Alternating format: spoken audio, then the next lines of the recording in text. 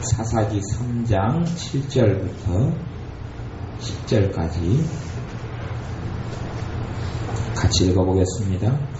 이스라엘 자손이 여호와의 목전에 악을 행하여 자기들의 하나님 여호와를 잊어버리고 바알들과 아세라들을 섬긴지라. 여호와께서 이스라엘에게 진노하사 그들을 메소포타미아 왕 구산 리사다임의 손에 파셨으므로 이스라엘 자손이 구산 리사다임을 8년을 섬겼더니 이스라엘 자손이 여호와께 부르짖음에 여호와께서 그들을 위하여 한 구원자를 세워 구원하게 하시니 그는 곧 갈레브 아우 그나스의 아들 온니엘이라. 여호와의 신이 그에게 임하셨으므로 그가 이스라엘 사사가 되어 나가서 싸울 때에 여호와께서 메소포타미아 왕 구산 리사다임을 그 손에 붙이시매 온니엘의 손이 구산 리사다임을 이기니라. 아멘. 사사 온니엘의 이야기가 나오는데요. 이 구약시대와 신약시대에 있어서 가장 큰 차이점이 있어요. 구약시대와 신약시대에 있어서 가장 큰 차이점은 당연히 예수 그리스도 주님에 있고요. 구약시대의 하나님의 백성과 신약시대 하나님의 백성의 삶에 또한 가장 큰 차이점이 있는데 그 차이점은 성령님에 있어요. 성령님에 있어요. 구약시대에도 하나님께 쓰임받는 사람들은요, 성령님이 아니고서는 하나님께 쓰임받는 삶과 능력 있는 하나님의 자녀의 삶을 살지 못했어요. 구약시대에 그랬어요. 구약시대에 여기 사사기 3장에 온니엘이라는 사람이 나오는데 하나님의 백성이 하나님 앞에서 죄를 범하고 하나님을 떠나버리고 말고 하나님을 잊어버리고 맙니다. 그럴 때에 하나님께서 이스라엘에게 진노하사 8절에 보면 그들을 메소포타미아 왕 구산 리사다임의 손에 파셨다 그렇게 이야기합니다. 팔아넘겼다. 하나님께서 보호하지 않고 하나님의 그를 징벌하셨다는 이야기입니다. 그러니 이들이 8년 동안 구산 리사다임을 섬기면서 큰 고통을 당합니다. 9절에 이스라엘 자손이 여호와께 부르짖음에 하나님께 부르짖어 기도합니다. 여호와께서 그들을 위하여 한 구원자를 세워 구원하게 하시니 그는 곧 갈레브 아우 그나스의 아들 온니엘이라. 온니엘을 세워서 구원하게 하시는데 그냥 온니엘로는 구원할 수가 없습니다. 그냥 인간 온니엘로는 하나님의 백성을 구원할 능력이 그에게는 없고 그런 담력도 없고 그런 용기도 없고 그러한 하나님의 능력도 온니엘에게는 없습니다. 10절에 여호와의 신이 그에게 온니엘에게 임하셨으므로 누가 임하셨다 그럽니까? 여호와의 신이 성령님께서 그에게 임하셨다. 성령님께서 그에게 임하셨으므로 그가 이스라엘 사사가 되어 나가서 싸울 때에 여호와께서 메소포타미아 왕 구산 리사다임을 그 손에 붙이시네. 여호와의 신이신 성령님께서 온니엘에게 임하셨기 때문에 온니엘은 사사가 될 수 있었고 온니엘은 전쟁에서 승리할 수 있었습니다.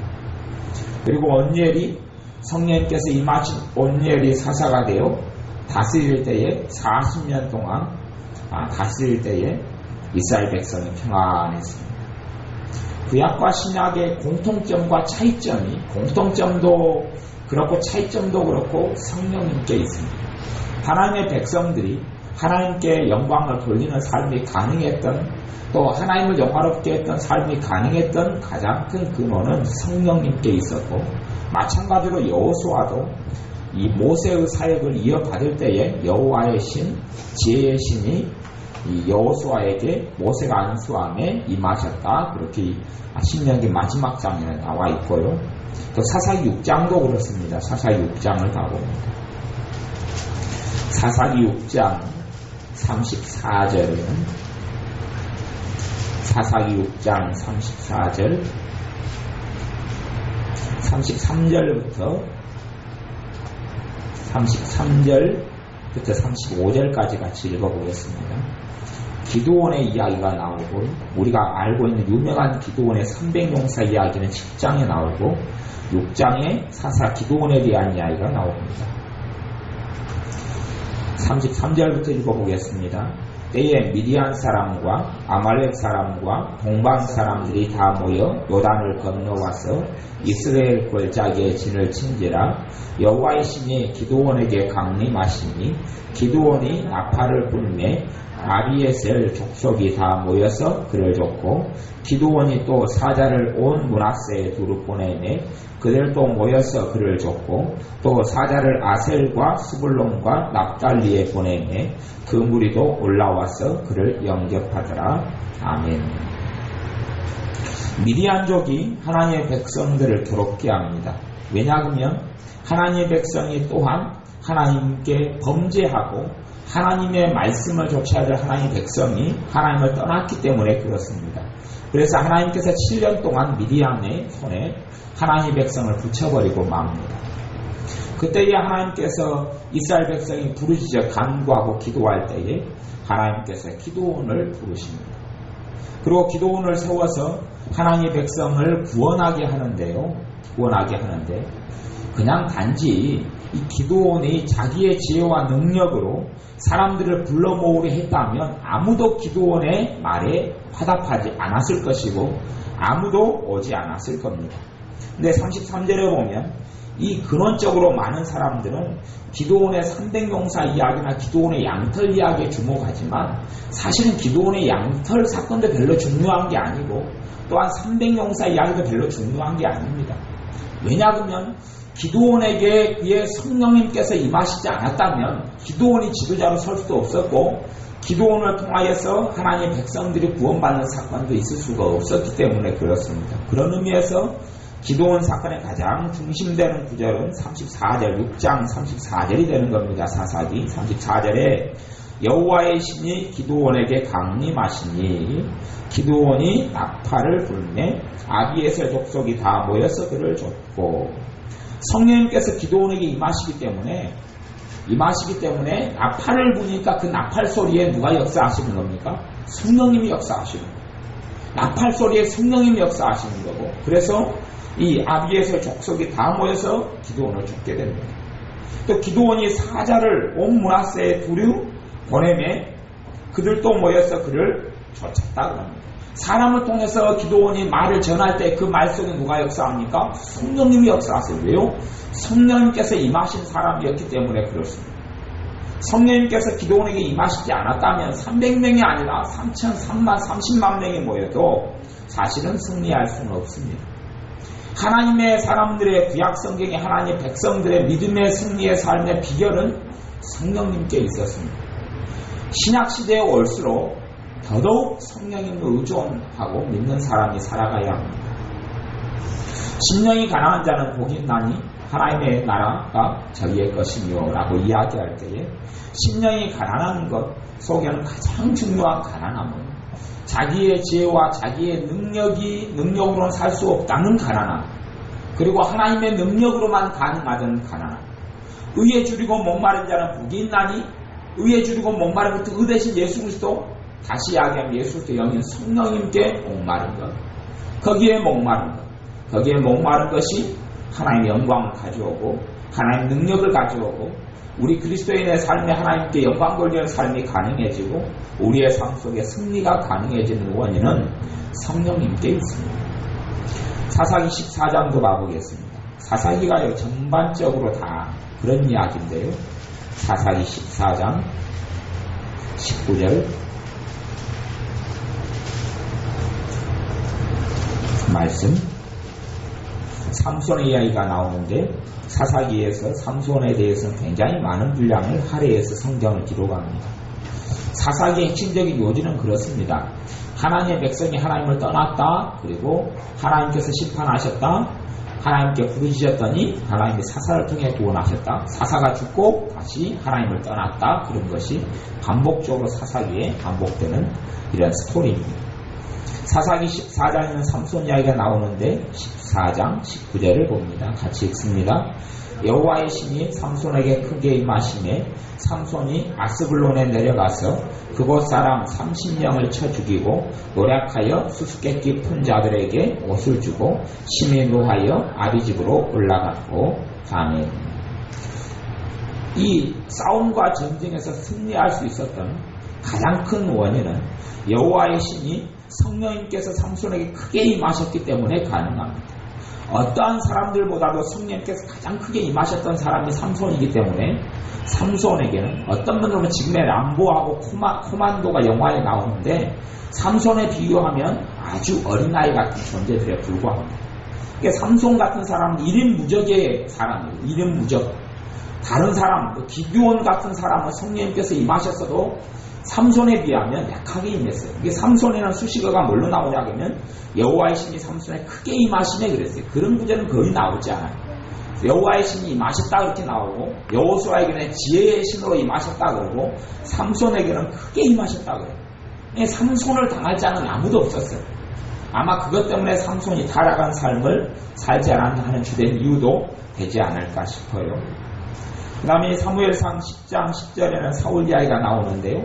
마찬가지로 사울이라는 사람이 임금이 된 것도 그렇습니다. 사무엘상 10장 10절.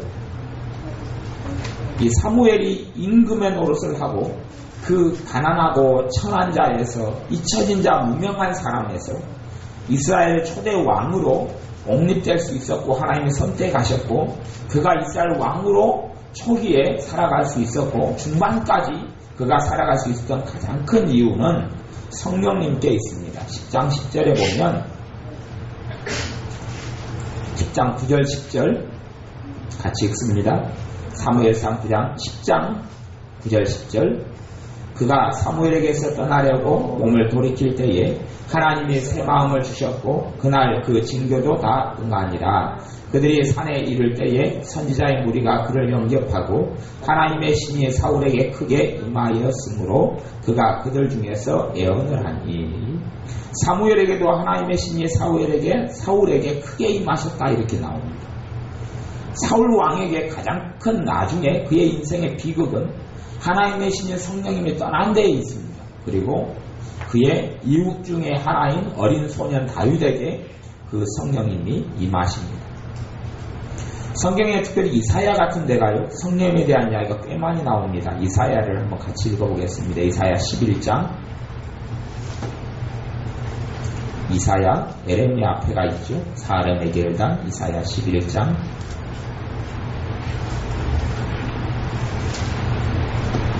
이사야 11장 1절부터 5절까지.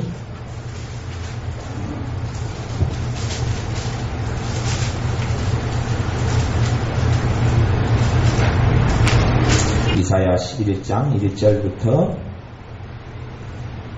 5절까지 같이 읽습니다. 이새의 줄기에서 한 싹이 나며 그 뿌리에서 한 가지가 나서 결실할 것이요 여호와의 신 곧 지혜와 총명의 신이요 모략과 재능의 신이요 지식과 여호와를 경외하는 신이 그 위에 강림하시리니 그가 여호와를 경외함으로 즐거움을 삼을 것이며 그 눈에 보이는 대로 심판치 아니하며 귀에 들리는 대로 판단치 아니하며 공의로 빈핍한 자를 심판하며 정직으로 세상의 겸손한 자를 판단할 것이며 그 입에 막대기로 세상을 치며 입술의 기운으로 악인을 죽일 것이며 공의로 그 허리띠를 삼으며 성실로 몸의 띠를 삼으리라.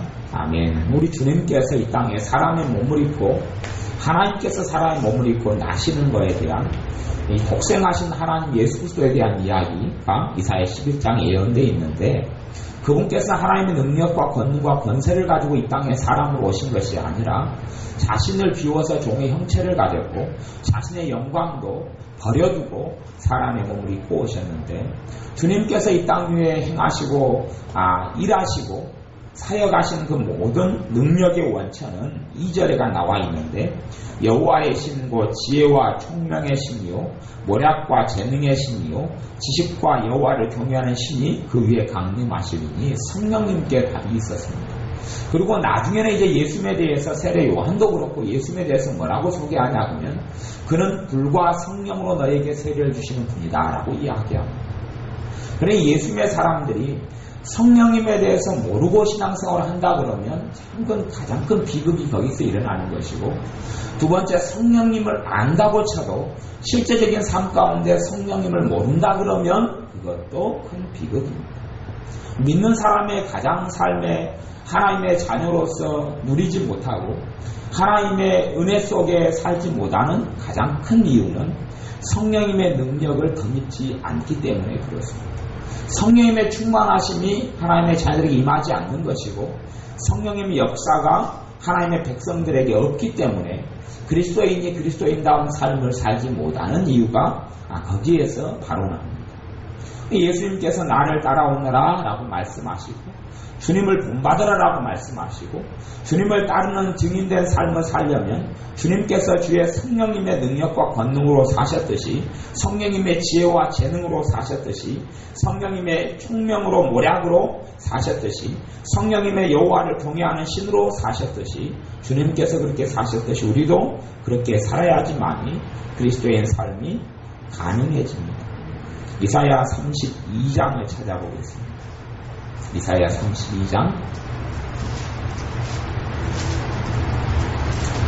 15절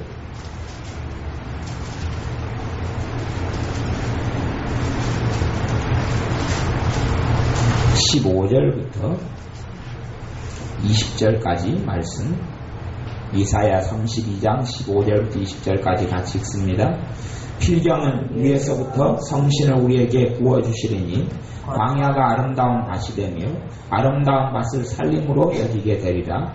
그때에 공평이 광야에 거하며 의가 아름다운 밭에 있으리니 의의 공헌은 화평이요 의의 결과는 영원한 평안과 안전이라. 내 백성이 화평한 집과 안전한 거처와 종용이 쉬는 곳에 있으려니와 먼저 그 살림은 우박에 상하고 성읍은 파괴되리라. 모든 물가에 씨를 뿌리고 소와 나귀를 그리로 모는 너희는 복이 있느니라. 아멘. 나중에 정의의 나라, 하나님의 나라가 도래할 것인데 하나님의 나라는 사실은 그리스도인들에게 임하는 하나님의 나라는 15절에 보면 필경은 위로부터 성신을 우리에게 부어주시리니 성령을 우리에게 부어주시리니 거기에서 하나님의 나라가 시작되는 겁니다. 성령님이 부어주는 것 없이는 하나님의 나라가 참다운 하나님의 나라가 도래하지는 않습니다. 단지 이론적인 하나님의 나라, 공허한 하나님의 나라가 있을 뿐이지 성령님께서 성령님을 부어주시는 주님이 아니고서는 하나님의 나라가 우리의 삶 속에 이루어질 수 없습니다.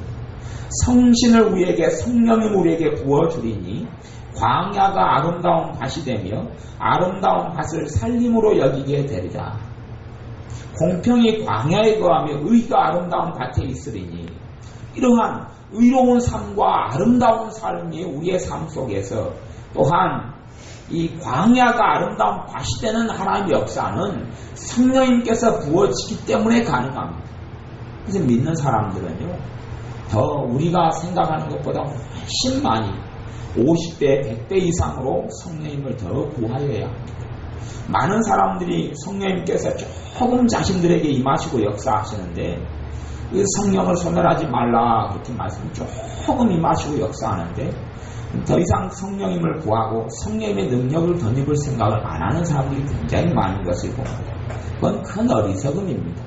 왜냐하면 자신의 힘과 능력으로 사는 것에 배가 불렀다는 이야기고 자신이 무능하고 지혜롭지 못하는 것을 인정하지 못하는 오만함과 교만함이 거기에 있기 때문에 성령님의 능력과 권능을 구하지 않는 겁니다. 위로부터 성령님께서 우리에게 부어주실 때에 우리의 삶의 광야가 아름다운 밭이 되고 아름다운 밭은 살림이 된다 그렇게 이야기합니다. 살림이 된다 그렇게 이야기합니다. 이사야 41장을 봐보겠습니다. 41장 1절부터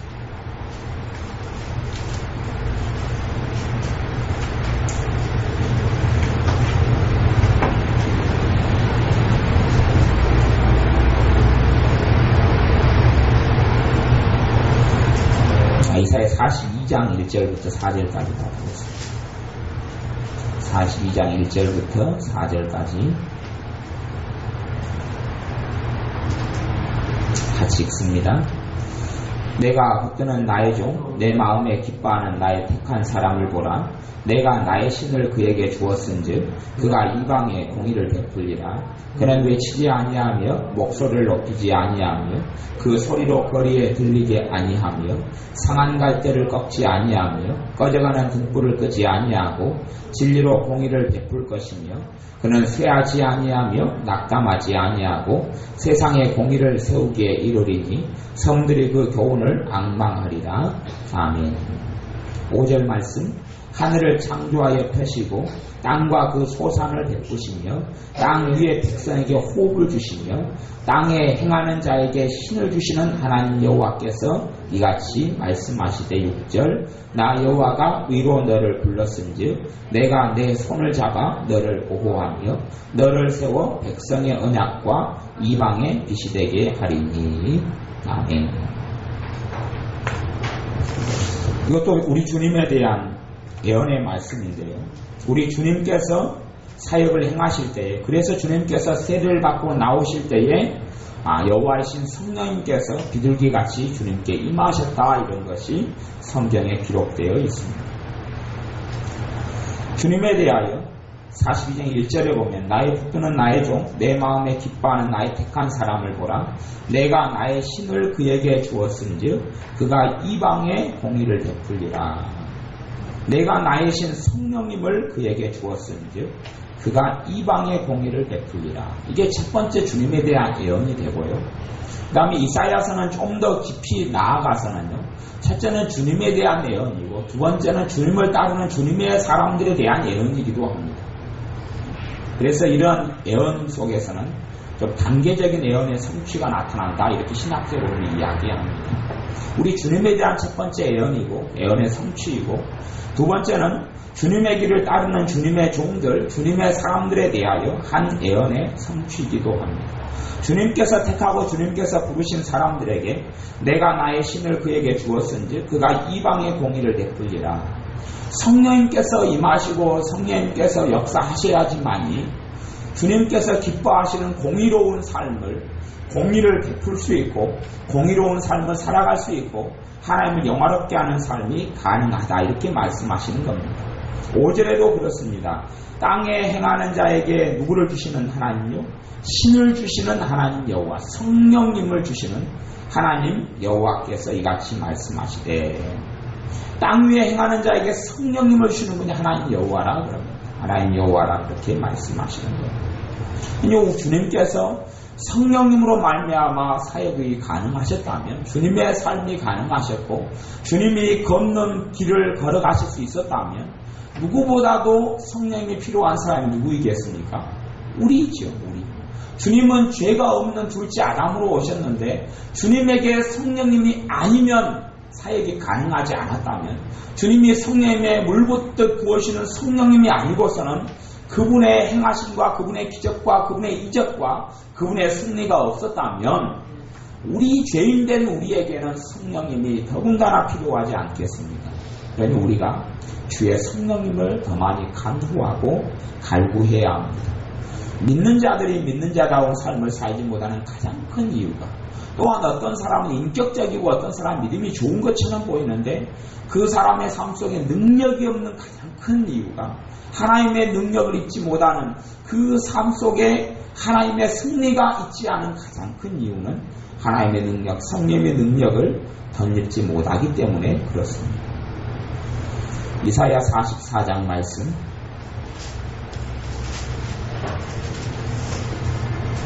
(44장) 2절부터 5절까지 말씀 같이 읽어보겠습니다. 이사야 44장 2절부터 5절까지. 너를 지으며 너를 모태에서 조성하고 너를 도와줄 여호와가 말하노라. 나의 종 야곱, 나의 택한 여수르나 두려워 말라. 대저 내가 가란 자에게 물을 주며 마른 땅에 시내가 흐르게 하며 나의 신을 내 자손에게, 나의 복을 내 후손에게 내리리니 그들이 풀 가운데서 솟아나기를 시냇가에 버들같이 할 것이라. 아멘.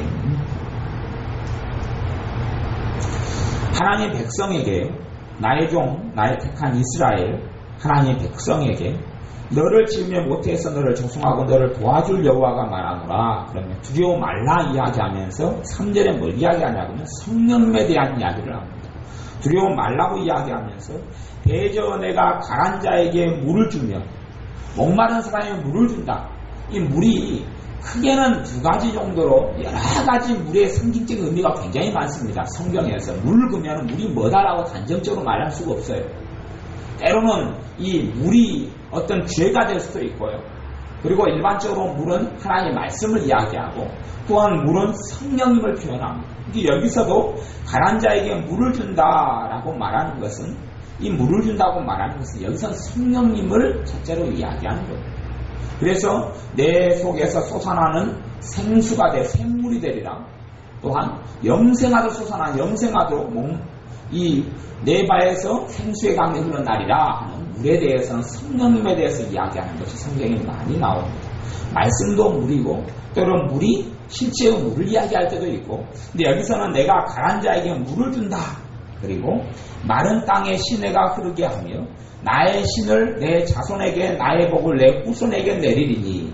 이게 중심되는 키워드나 핵심은 나의 신이라는 단어가 중심이에요. 성령님이 중심이에요. 성령님이 실제로 나의 복이 되는 것이고 이스라엘 백성 하나님의 백성에게 복이 되는 것이고 이 가난 자에게 주는 물이 성령님이 되는 것이에요. 마른 땅에 임하는 시내가 흐르게 하는 것이 성령님이 되는 것이에요. 그들이 풀 가운데서 솟아나기를 시냇가에 버들같이 할 것이라 말씀하시는 거예요. 이게 성령님께서 임하셔야 나의 복을 내 후손에게 내리리니 그러면서 구하는 자에게 성령을 주지 않겠느냐 그렇게 누가복음에서 말씀하시는 거예요. 하나님의 자녀가 이 가라지 않으면 가난 자에게 물을 준다고 이야기했죠. 그러면 어떤 사람이 성령님을 받느냐? 가난 사람이 받아요. 갈증난 사람이 받아요. 갈급한 사람이 받아요. 그냥 단순히 성령님께서 우리에게 필요하다. 그러한 일반적인 기도로는 그렇게 성령님께서 놀랍게 임하시지 않습니다. 안 임한다기보다는 삶이 뒤집어지고 엎어지는 놀라운 역사, 회개가 일어나고 삶이 변하는 성령님의 역사는 나타나지 않습니다. 그래서 어떤 사람이 삶이 좀 뭐가 많거나 흠이 많거나 아니면 단점이 많거나 상관없이 아니면 어떤 사람이 인격적이기 때문에 어떤 사람이 정말 고상한 믿음을 가졌기 때문에 그분의 성령님을 부어주는 것이 아님을 봅니다. 어떤 사람에게 하나님께서 그의 성령님을 부어주시느냐 하면 가난 자에게 부어주십니다. 간절히 성령님이 필요해서 부르짖고 원하는 자에게 성령님께서 임하시고 그 사람을 통하여 하나님의 역사가 지금까지 이루어져 왔습니다. 교회사가 이루어져 온 것은 하나님의 역사는 교회의 역사인데 교회의 역사를 이끌어 오신 분이 하나님이신데 교회의 역사는 누구를 통해 이끌어 왔냐 하면 성령님이 임한 사람을 통하여 교회의 역사는 새롭게 변화되어 왔고 변혁되어 왔고 이끌어져 왔습니다. 그 사람들은 누구였냐 하면 성령님에 대하여 목마른 사람들이었고 성령님을 간절히 부르짖고 구한 사람들이었습니다. 우리의 삶 속에 성령님을 간절히 구하고 소망하고 바란다면 우리가 하나님의 능력의 원천과 통로가 되어질 것이고 우리가 주님과 마음이 합한 자가 되어질 것이고 주님께 순종하는 삶이 가능한 자가 되어질 겁니다. 성령의 능력이 임하면 내 문제와 삶을 갚고 일어나는 사람이 되어질 겁니다.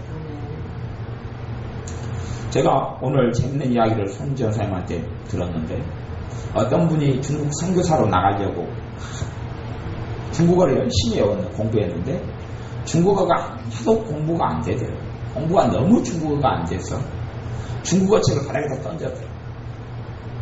그리고 중국어를 포기했겠습니까? 아니요. 그리고 중국어 책을 발로 밟았대요. 확 밟은 다음에 하나님께 기도했답니다. 내 발로 밟는 모든 것을 내게 주리라 하나님 말씀하시자 이 중국어도 내게 주옵소서. 그리고 다시 중국어를 공부했는데 중국어가 깊게 잘 공부가 되어지고 이해가 돼서 나중에 중국어학교 교장선생님 됐고 선교사님이 크게 쓰임받았다고요. 참 그거 대단한 믿음이죠. 근데 저는 그 사이에 하나가 더 있을 거라고 저는 봅니다. 거기 사건에서는 다 안 나왔지만 분명히 그 사이에 단순한 그런 대단한 믿음의 적용이죠. 저도 그 영어책을 선교사한테 나도 영어책을 한번 던져가지고 확 밟는다고 내 발로 밟는 모든 것을 내게 주리라 말씀해 영어를 내게 주옵소서 그래야 되겠다고 이야기했는데 그 사이에는 누가 역사하셨냐면 성령님께서 능력으로 역사하신 것이 있었기 때문에 가능한 거예요. 안 돼 피아노 두 번째 확 던지고 그냥 아니 피아노 받고 올라가고 하여튼 뭐 그렇게 해서 아파트 꼭대기로 올라가서 아파트를 밟아야 되는 거예요. 큰 아파트를 하나 가지려면. 어쨌든지 간에 성령님께서 우리에게 임하셔야지 풀 가운데 솟아나기를 시냇가에 버들같이 할 것이라. 그러한 하나님의 축복을 우리가 누릴 수 있습니다. 믿는 자의 삶에는 성령님께서 임하셔야 돼요. 성령의 권능이 임하셔야 돼요. 예수님께서 계속하여 이 땅을 떠나고 십자가의 고난을 받기 전에 계속한 예수님의 메시지는 뭐였냐면 성령님에 대한 것이었어요. 사도행전의 계속된 메시지와 또 누가복음의 마지막에 계속된 말씀의 핵심은 누구에 대한 거예요? 성령님에 대한 거예요. 사도행전의 주인공은 사도들이 아니라 누가 주인공이에요? 성령님이 주인공. 그래서 사도행전을 성령행전이다 그렇게 이야기해요. 성령행전이다 그렇게 이야기해요. 사도행전의 핵심은 성령님이 어떻게 사도를 이끌고 하나님의 사역을 이끌고 승리했느냐 하는 거예요. 그리고 성령님께서 어디에 임하셨고 어떠한 역사가 나타났는가가 핵심적인 거였어요. 성령님께서 예루살렘에 임하셨고 성령님이 그 다음에 사마리아에 임하셨고 성령님이 안디옥에 임하셨고 성령님이 에베소에 임하셨고 그 흐름이에요. 그 흐름이 사도행전이고 성령님의 역사와 흐름이에요. 그것이 교회사의 핵심이에요. 우리의 삶 속에서도 성령님께서 내 삶에 임하셔야 돼요. 그걸 간절히 사모하셔야 돼요. 성령님을 놓고 누구보다 간절히 사모하고 부르짖어야 할 리가 성령님이에요. 성령. 다른 것이 아니라 성령님을 우리가 부르짖어야 돼요. 단지 우리가 그냥 이 정도로 만족한다. 그 정도면 그 수준의 삶밖에 살지 못합니다. 그리고 우리가 죄인된 어리석은 자들이기 때문에 성경에도 너희가 성령 충만을 받으라 말씀하시며 성령을 소멸치 말라라고 이야기해요. 우리가 성령님의 충만한 은혜를 받았다고 쳐도 우리가 죄를 지으면 지을수록 누가 소멸하셔요? 성령님께서 소멸하셔요. 뭐 끝나고 성령님 그 하나님 그분이신 성령 하나님이 소멸한다는 이야기가 아니라 성령님의 능력과 권능으로 역사를 안 하신단 말이에요. 이제는. 그리고 성령님은 뭐 하십니까? 근심하시고 탄식하세요. 이번에도 통역받을 때에 종종 이야기가 한 2번 나오던 것 같아요. 성령께서 너 안에 근심하고 계신다, 탄식하고 계신다고 첫날은 회개하라 이렇게 나오고요. 그것이 한 2번 정도가 제가 들은 것 같아요. 성령님이 근심하시는 거예요. 뭐 이제 성령님의 권능으로 역사를 안 하셔요.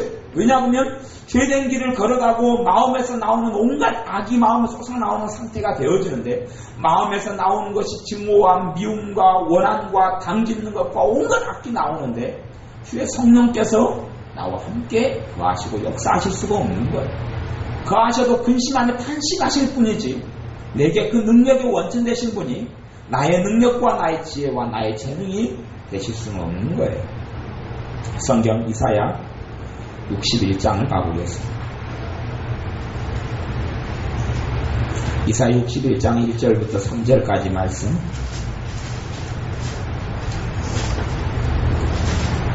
이사야 61장 1절부터 3절까지. 주 여호와의 신이 내게 임하셨으니 이는 여호와께서 내게 기름을 부으사 가난한 자에게 아름다운 소식을 전하게 하려 하심이라. 나를 보내사 마음이 상한 자를 고치며 고려된 자에게 자유를 갇힌 자에게 노임을 전파하며 여호와의 은혜의 해와 우리 하나님의 신원의 날을 전파하여 모든 슬픈 자를 위로하되 무릇 시온에서 슬퍼하는 자에게 화관을 주어 그 죄를 대신하며 희락의 기름으로 그 슬픔을 대신하며 찬송의 옷으로 그 근심을 대신하시고 그들로 의의 나무 곧 여호와의 심으신 바 그 영광을 나타낼 자라 일컬음을 얻게 하려 하심이니라. 아멘. 우리 첫째는 우리 주님에 대한 예언의 선포입니다. 주님에 대한 예언의 선포고요. 두 번째는 주님의 사람들에 대한 예언의 선포예요. 주님의 사람들에 대한 예언의 선포.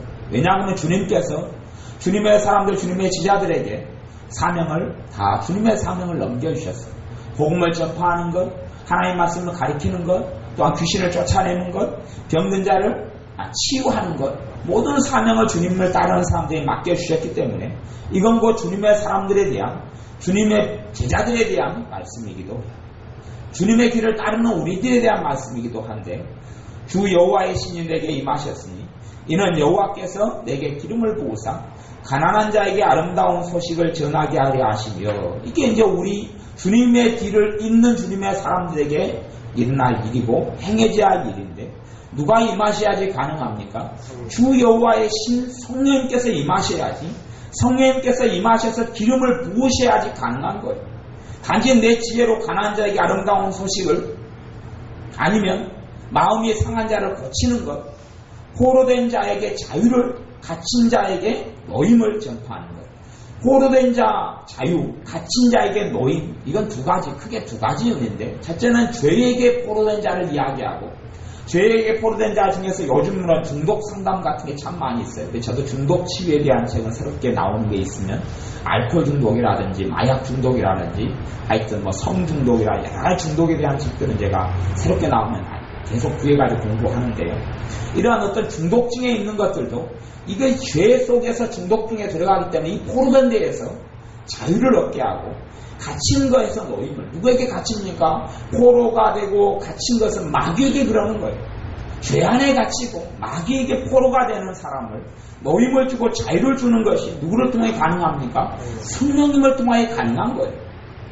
여호와의 은혜의 해와 우리 하나님의 신원의 날을 전파하며 모든 슬픈 자를 위로하되, 슬픈 자를 위로하는 것이 누구의 역사로 가능합니까? 성령 역사로 가능한 거예요.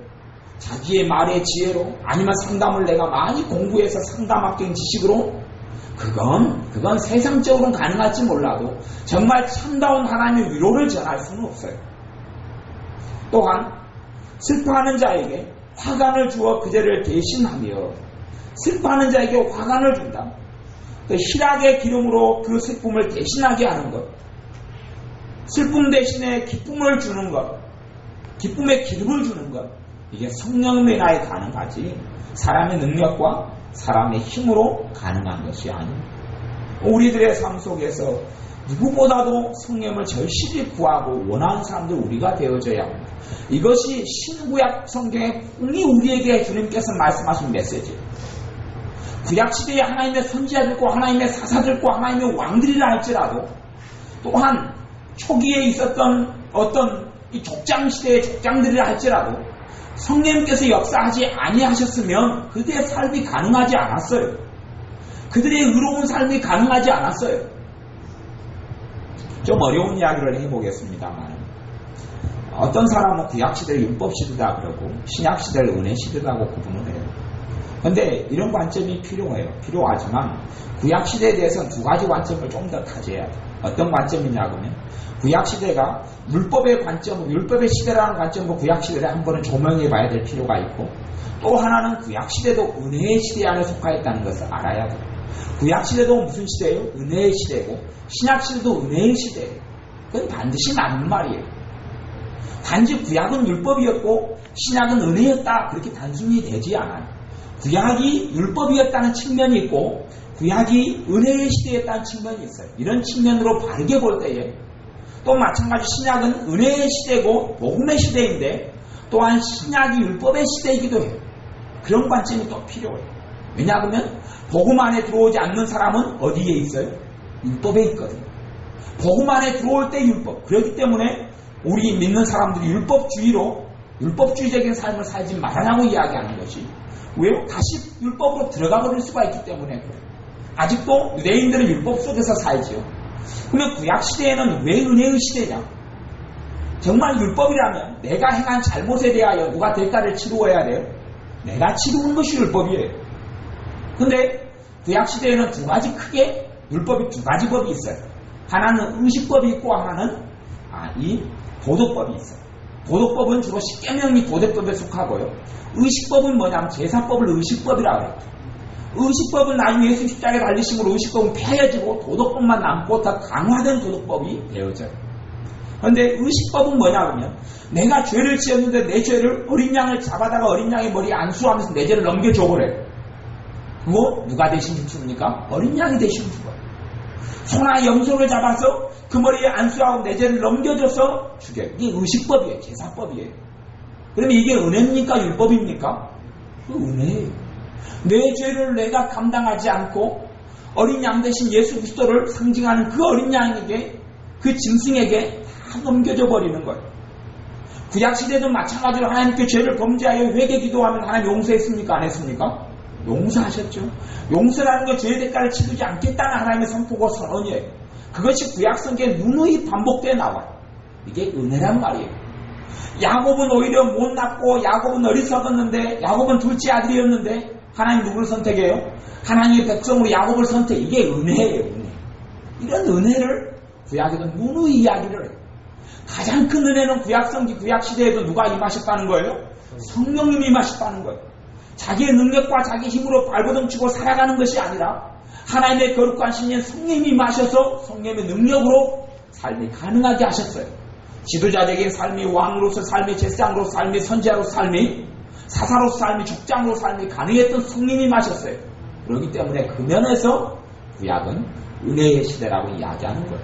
관점이 다 필요해요. 좀 더 우리가 넓고 많은 관점들을 가질 때에 하나님 말씀이 폭넓게 이해될 수 있어요. 여러분이 지금은 코끼리 용도가 제법 크지만은 옛날에 티라노사우루스가 제법 큰가요? 더 어마어마한 공룡이 있죠. 어마어마하게 이 건물처럼 큰 공룡이 있다면 여러분의 시각으로, 여러분의 눈으로 이 건물이 하늘에 다 보입니까? 안 보입니까? 이 4층짜리 건물이 안 보여요. 잘. 앞면에서 봐야 되고, 뒷면에서 봐야 되고, 윗면에서 봐야 되고, 옆면에서 봐야 되고, 안에서 봐야 되고, 이 사람의 좁은 시야로는 또 멀리서 또 산에 올라가서 한번 봐야 되고, 여러 가지 관점을 가질 때 이 건물이 제대로 조망이 되고 보여요. 설계도도 때론 봐야 되고, 지하도 가봐야 되고, 1층도 2층도 3층 4층 다 가봐야 돼요. 그런 것처럼 하나님의 말씀은 전능하신 하나님의 말씀, 하나님께서 기록하셨고 성령의 감동으로 되어졌기 때문에 이 사람의 조잡함은 다 볼 수 없어요.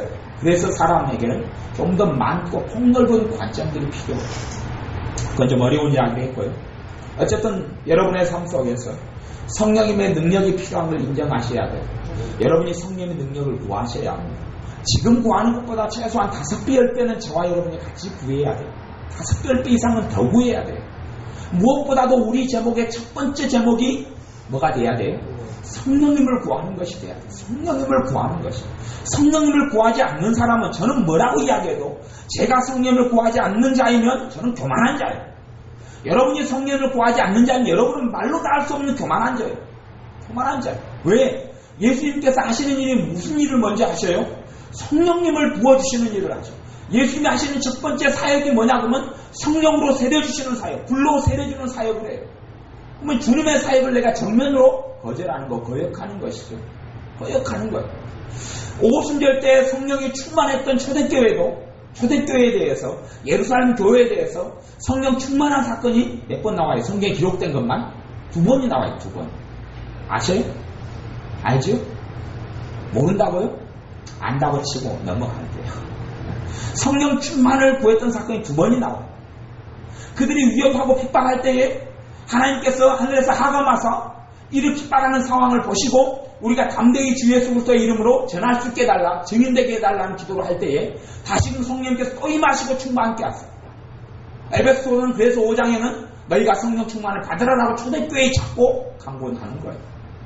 성령 소매치 말라 이야기하고 성령으로 기도하라는 말하고 성령님께서 믿는 사람에게 자꾸만 임하고 충만케 되고 기름 붓는 것이 믿는 사람이 필요해요. 성령님을 구하지 않는 사람은 가장 교만한 사람. 자기 힘과 자기 지식과 자기 재능으로 살려고 작심한 사람. 그래서 겸손한 사람은 성령님을 구합니다. 기도하겠습니다. 구약시대의 하나님의 백성들이 주의 성령님의 권능과 능력으로 사셨듯이 또한 성령님을 통해 우리에게 새 마음과 부드러운 마음을 주시고 새 정신을 주시고 하나님의 법을 우리의 심기에 새겨주시는 분이 성령님이시오매 성령님의 능력을 우리가 잊게 하여 주옵소서. 지금보다 더 간절히 성령님에 대해 목마르게 하시고 성령님이 아니고서는 하나님의 자녀된 삶을 살 수 없음을 절실히 깨닫게 하셔서 성령님을 구하는 우리들 되게 하여 주옵소서. 예수님의 이름으로 기도하옵나이다. 아멘. 기도하겠습니다.